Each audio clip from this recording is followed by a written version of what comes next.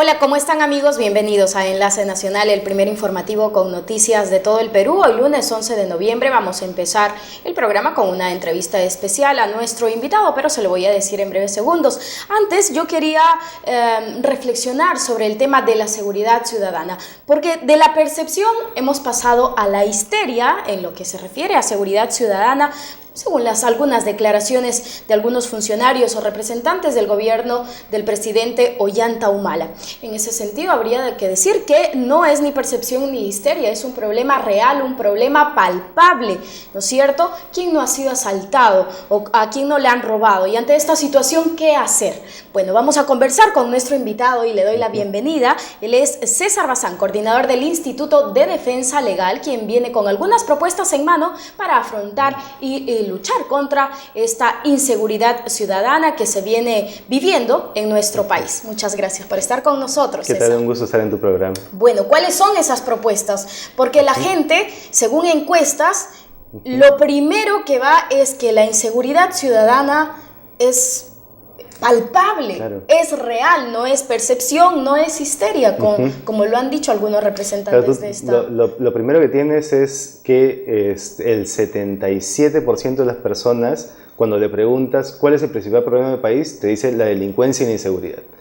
O sea, tienes a una cantidad impresionante de gente que tiene un temor, que es un temor real de que le pasen cosas, ¿no? Porque esto no es solamente una cuestión de percepciones, el problema de la inseguridad y la delincuencia es un problema grave y es un problema real. O sea, las tasas de victimización en nuestro país son bastante altas, lo que está pasando lo vemos todo el tiempo, pero hay que tratar este problema sin minimizarlo, o sea, sin decir que es una cuestión de histeria, pero también sin sobredimensionarlo, ¿no? Porque, digamos, tampoco estamos a niveles de violencia tan altos como los que pasan en México, los que pasan en Brasil.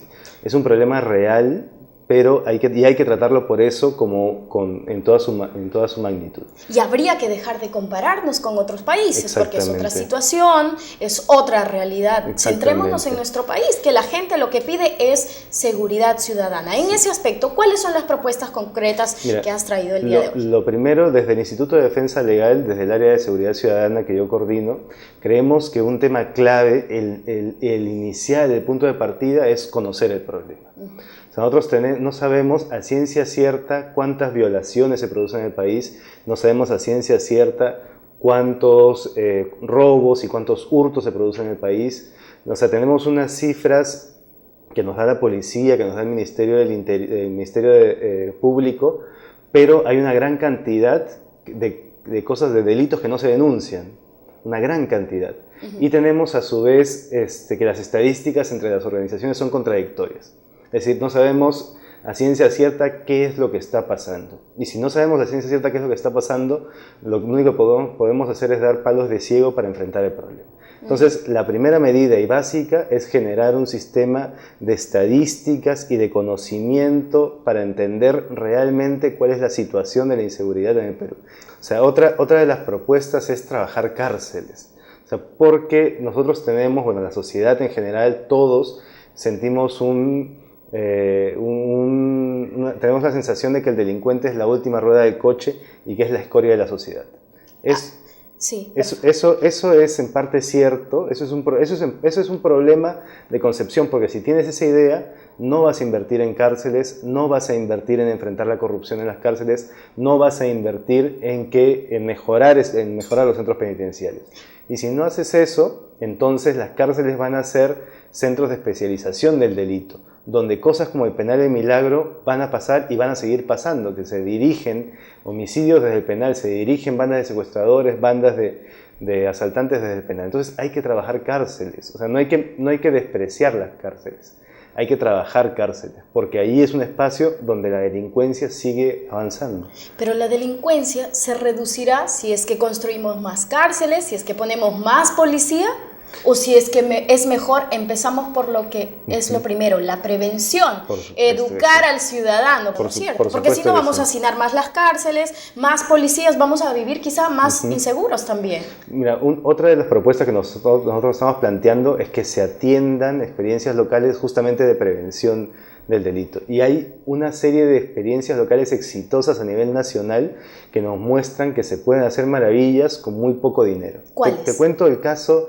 aquí en Lima de Cerro El Pino. O sea, Cerro El Pino es una localidad que queda detrás del mercado de frutas entre el Agustino, la Victoria, en Yerbateros. La comisaría de Yerbateros es la competente. Cerro El Pino era, como lo decían los propios vecinos, tierra de nadie. O sea, ahí robaban, asaltaban, dentro del Cerro El Pino se mataban entre ellos, violaciones, pero además dentro del Cerro El Pino habían bandas que salían a robar fuera, a San Isidro, en el propio centro de Lima, y regresaban luego a repartirse botín en el Cerro El Pino. ¿Qué se ha hecho allí? El general Miranda, de la Dirección de Seguridad Ciudadana, planteó un plan piloto de recuperación del Cerro del Pino. Sin disparar ni una sola bala, se instaló en el Cerro del Pino con sus coroneles, con todo su equipo técnico de seguridad ciudadana y con cadetes de las escuelas de oficiales y suboficiales para trabajar limpieza de calles, para trabajar pintados, alumbrado eléctrico, liberar las vías. Y además trabajó con los vecinos. O sea, esa es una cosa esencial, ¿no? Entender que la seguridad ciudadana es trabajar con los vecinos también. Y entre los vecinos hay un líder histórico que es Susano Enciso, que desde hace muchísimos años está tratando de formar juntas vecinales en Cerro del Pino. Y de alguna manera lo iba logrando, pero siempre se retrocedía. Ahora que la policía ha entrado con estos métodos de prevención, las juntas vecinales se han fortalecido, el liderazgo de Susana Enciso ha crecido y Cerro del Pino, yo te lo digo porque el lunes estuvimos allí con gran parte del equipo de IDL, arriba en la noche, es un lugar donde se puede transitar. O sea, es un lugar que se ha recuperado sin disparar ni una bala. Pero entonces el gobierno del presidente Ollantaytamala está trabajando eso porque la percepción, digamos, no lo percibe, ¿no es cierto? La población no lo percibe esos resultados. Por ejemplo, este es un buen caso que se desconoce en las noticias, en los noticieros. ¿Por qué no se linkea esto en Facebook, en Twitter, en YouTube? Claro que sí. Estas cosas positivas porque también alientan al resto de gobiernos locales, ¿no es cierto?, a replicar esta iniciativa. Sí, claro que sí. Digamos, las buenas noticias hay que contarlas, ¿no? Y hay que decir, con casos concretos es posible salir de los problemas, ¿no? Te cuento otro caso también que es interesante, ya no en el lugar urbano, sino más bien en la zona del campo, ¿no? Nosotros trabajamos con un municipio provincial en Morropón, Piura. En Piura exactamente, capital Chulucanas, y ahí han descubierto que gran parte de la delincuencia está en el campo. Entonces, en el campo. Sí, entonces lo que hacen es fortalecer a las organizaciones de ciudadanos, de personas, a las rondas campesinas, para que las rondas campesinas, que su función es seguridad ciudadana, puedan cumplirla cabalmente. Y el alcalde se trajo a uno de los ronderos más experimentados e importantes y lo puso a dirigir una oficina de rondas campesinas. Y a partir de eso se han empezado a crear y fortalecer las rondas campesinas que existían y la gente en el campo se siente mucho más segura. Si hay buenas ideas como estas propuestas, ¿por qué no se aplica? ¿No hay voluntad política? ¿Ustedes creen? ¿O qué es lo que está pasando entonces? Lo que yo siento es que hay una actividad reactiva del gobierno y del Ministerio del Interior ante los problemas y ante los escándalos que se producen, ¿no?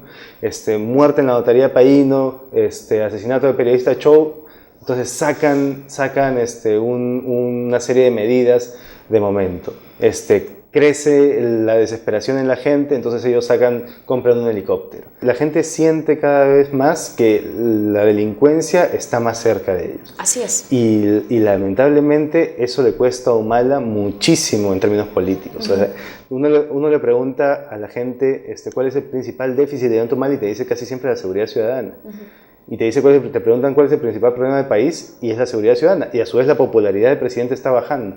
Ok, no lo hagan por nosotros, háganlo por ellos mismos. Por supuesto. Háganlo para rescatar su gobierno.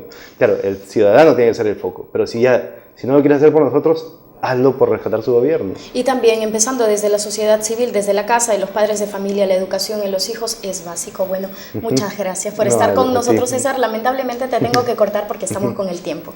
Muchas gracias. Amigos, conversamos con César Bazán, coordinador del Instituto de Defensa Legal, quien nos trajo unas propuestas para afrontar la inseguridad ciudadana que se vive en nuestro país. Nosotros nos vamos a una pausa y ya regresamos con más.